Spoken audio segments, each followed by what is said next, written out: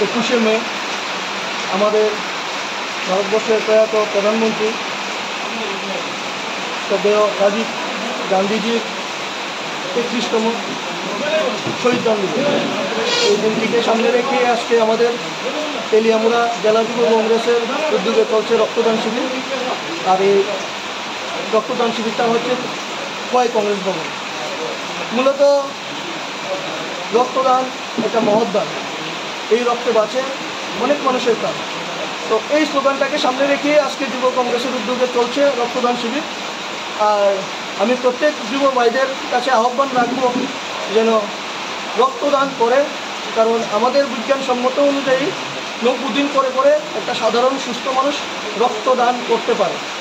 আর আমি যুব সমাজের কাছে এটাই আহ্বান রাখব, আগামী দিনের যেন প্রত্যেকটি যুব সমাজ যেন বিভিন্ন তাদের কার্যকলাপের মাধ্যমে সামাজিক যে স্তরের মাধ্যমে যেন রক্তদান এগিয়ে আসে।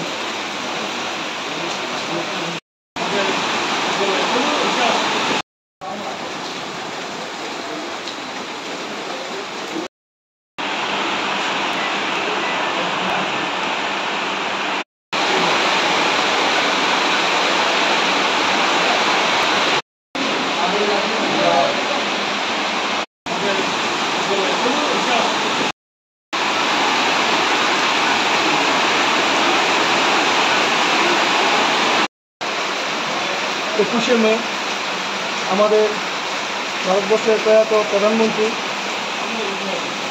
শ্রদ্ধেয় রাজীব গান্ধীজির 33তম শহীদ দিবস। এই দিনটিকে সামনে রেখে আজকে আমাদের তেলিয়ামুড়া জেলা যুব কংগ্রেসের উদ্যোগে চলছে রক্তদান শিবির।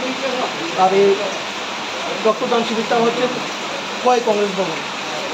মূলত রক্তদান একটা মহৎ দান, এই রক্তে বাঁচে অনেক মানুষের প্রাণ।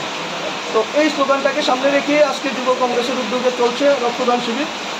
আর আমি প্রত্যেক যুব ভাইদের কাছে আহ্বান রাখব যেন রক্তদান করে, কারণ আমাদের বিজ্ঞানসম্মত অনুযায়ী 90 দিন পরে একটা সাধারণ সুস্থ মানুষ রক্তদান করতে পারে।